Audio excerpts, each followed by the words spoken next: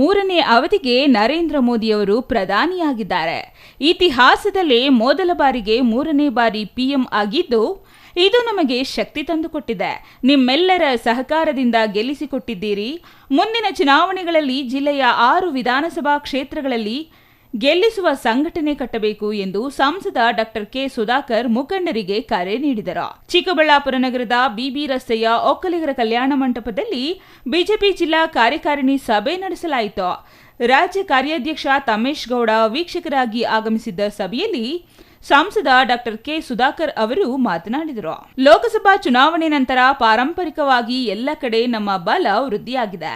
ಇದನ್ನು ನಾವು ಮುಂದೆ ತೆಗೆದುಕೊಂಡು ಹೋಗಬೇಕು. ವಿಶ್ವಾಸ ತುಂಬುವ ಕೆಲಸ ಮಾಡಬೇಕು. ಅಹಿಂದ ವರ್ಗ, ಪರಿಶಿಷ್ಟ ಪಂಗಡದವರು ಗೆದ್ದಿಲ್ಲ. ವಾಲ್ಮೀಕಿ ಮಂಡಳಿ ಮಾಡಿದ್ವಿ. ಅವರ ವಿಶ್ವಾಸ ಗಳಿಸಲು ಸಫಲವಾಗಿಲ್ಲ. ಪಕ್ಷ ಸಂಘಟನೆ ವಿಚಾರದಲ್ಲಿ ಇರುವ ಲೋಪಗಳು ಮತ್ತು ಅವಕಾಶಗಳನ್ನು ಅರಿತು ತಿದ್ದಿಕೊಳ್ಳಬೇಕು. ರಾಜಕಾರಣದಲ್ಲಿ ತಪ್ಪುಗಳನ್ನು ಸರಿ ಮಾಡಿಕೊಳ್ಳಬೇಕು ಎಂದು ಸಲಹೆ ನೀಡಿದರು. ಜಿಲ್ಲೆಯ ಅಭ್ಯರ್ಥಿಗಳು ಅತಿ ಹೆಚ್ಚಿನ ಬೆಂಬಲದೊಂದಿಗೆ ಹೋರಾಟ ಮಾಡಬೇಕು. ಸ್ವಾಭಾವಿಕವಾಗಿ ಬಿಜೆಪಿ ಇರುವ ಪಕ್ಷವಲ್ಲ. ಹೀಗಾಗಿ ಎಲ್ಲರೂ ನಿಷ್ಠೆಯಿಂದ ಕೆಲಸ ಮಾಡಬೇಕು. ರಾಜ್ಯ ಸರ್ಕಾರದ ಸುಳ್ಳು ಹೇಳಿಕೆಗಳನ್ನು ಜನಸಾಮಾನ್ಯರಿಗೆ ತಿಳಿಸುವ ಕೆಲಸ ಮಾಡಬೇಕು. ವಾಲ್ಮೀಕಿ ಸಮುದಾಯದ ನಿಗಮದ ಹಣವನ್ನ ತೆಲಂಗಾಣದಲ್ಲಿ ಚುನಾವಣೆ ನಡೆಸಲು ಕೊಟ್ಟಿದ್ದಾರೆ. ನೈತಿಕತೆ ಇದ್ದಿದ್ದರೆ ಮೊದಲು ಕಾಂಗ್ರೆಸ್ ಸರ್ಕಾರದ ಮುಖ್ಯಮಂತ್ರಿಯಾಗಿರುವ ಸಿದ್ದರಾಮಯ್ಯ ಅವರು ರಾಜೀನಾಮೆ ನೀಡಬೇಕಿತ್ತು ಎಂದರು. ಹಣಕಾಸು ಸಚಿವಾಲಯ ಸಿದ್ದರಾಮಯ್ಯ ಅವರ ಬಳಿ ಇದೆ. ಸಾಲ ಮಂಜೂರು ಮಾಡಿಸಿದ್ದಾರೆ. ಅನರ್ಹರಿಗೆ ಜನರ ಹಣ ಕೊಳ್ಳೆ ಹೊಡೆದಿದ್ದಾರೆ.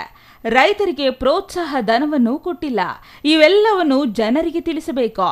ಕೃಷಿಯನ್ನೇ ನಂಬಿರುವ ಶಿಡ್ಲಘಟ್ಟದಲ್ಲಿ ಕೈಗಾರಿಕೆಗೆ ಹಣ ಇರುವ ಕೈಗಾರಿಕೆ ಪ್ರದೇಶದಲ್ಲೇ ಕೈಗಾರಿಕೆ ಆಗಿಲ್ಲ. ಹಣ ಮಾಡಲು ಹೊರಟಿದ್ದಾರೆ. ಇದೊಂದು ಮಹಾ ಸಂಚು, ಮಹಾ ಮೋಸ.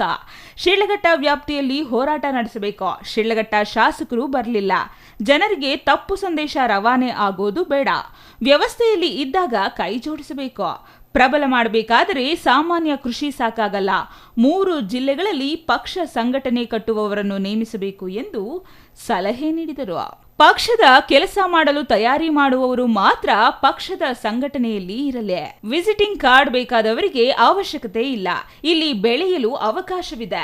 ನಾವು ಗುರುತಿಸುವ ಕೆಲಸ ಆಗಬೇಕು. ಪಕ್ಷದ ಹಿತದೃಷ್ಟಿಯಿಂದ ಎಲ್ಲರೂ ಶ್ರಮಿಸಬೇಕಾಗಿದೆ. ಸಂಸದನಾಗಿ ನಿಮ್ಮ ಜೊತೆ ಇರುತ್ತೇನೆ. ಎಲ್ಲ ಸಮಯ ನಿಮ್ಮ ಜೊತೆ ಇರುತ್ತೇನೆ. ಸವಾಲನ್ನು ಸ್ವೀಕರಿಸಿ ಗೆದ್ದಿದ್ದೇನೆ ಅಂತ ಬೀಗಲ್ಲ. 3 ಜಿಲ್ಲೆಯಲ್ಲಿ ಹೆಚ್ಚಿನ ಸ್ಥಾನ ಗೆಲ್ಲಬೇಕು ಎಂದು ಮುಖಂಡರಿಗೆ ಕರೆ ನೀಡಿದರು. ಇವತ್ತು ಅನೇಕ ಸುಳ್ಳುಗಳನ್ನು ಹೇಳಿ ಬಂದಂಥ ಸರ್ಕಾರ, ಭಾಗ್ಯಗಳನ್ನೇ ಕೊಡ್ತೀವಿ ಅಂತ ಹೇಳಿದಂಥ ಸರ್ಕಾರ ಈ ರಾಜ್ಯಕ್ಕೆ ದೌರ್ಭಾಗ್ಯವನ್ನು ತಂದಿದೆ. ದೌರ್ಭಾಗ್ಯ ಒಂದೇ ತಂದಿದ್ದಾರೆ ಅಂತ ಅನ್ಕೊಳ್ಳೋ ಅಷ್ಟೊತ್ತಿಗೆ, ನೋಡೋ ಅಷ್ಟೊತ್ತಿಗೆ ಅದರ ಜೊತೆ ದರೋಡೆ ಮಾಡುವಂಥ ಕೆಲಸ ಕೂಡ ಮಾಡಿದ್ದಾರೆ.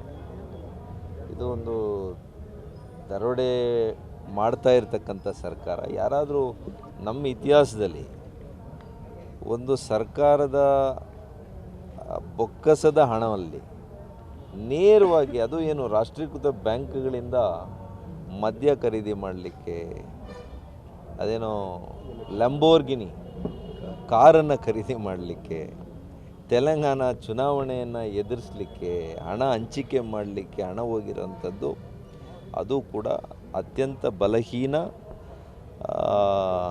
ಏನು ವಾಲ್ಮೀಕಿ ಜನಾಂಗದ ನಿಗಮದಿಂದ ಹೋಗಿರುವಂಥದ್ದು. ಕಾಂಗ್ರೆಸ್ ಸರ್ಕಾರದ ದ್ವಿಮುಖ ನೀತಿ, ಈ ಒಂದು ದುರಾಡಳಿತ ಇದಕ್ಕೆ ಸಾಕ್ಷೀಭೂತವಾಗಿದೆ.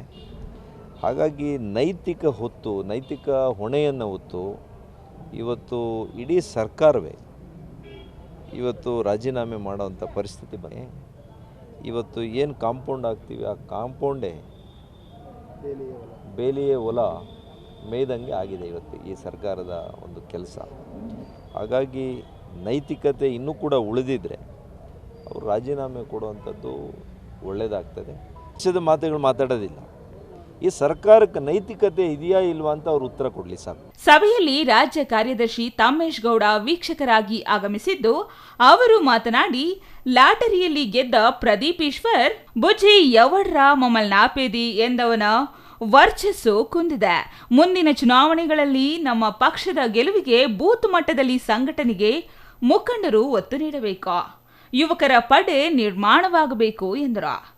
ಇನ್ನು ಈ ಸಭೆಯಲ್ಲಿ ಬಿಜೆಪಿ ಜಿಲ್ಲಾಧ್ಯಕ್ಷ ರಾಮಲಿಂಗಪ್ಪ, ಬಾಗೇಪಲ್ಲಿ ಪರಾಜಯ ಅಭ್ಯರ್ಥಿ ಸಿ ಮುನಿರಾಜು, ಶಿಡ್ಲಘಟ್ಟ ಮಾಜಿ ಶಾಸಕ ರಾಜಣ್ಣ, ಸೀಕಲ್ ರಾಮಚಂದ್ರಗೌಡ, ಕೆಬಿ ಮುರಳಿ, ವೇಣುಗೋಪಾಲ್, ಮುರಳೀಧರ್ ಮತ್ತಿತರರು ಹಾಜರಿದ್ದರು. Praveen, CTV news, Chikkaballapur.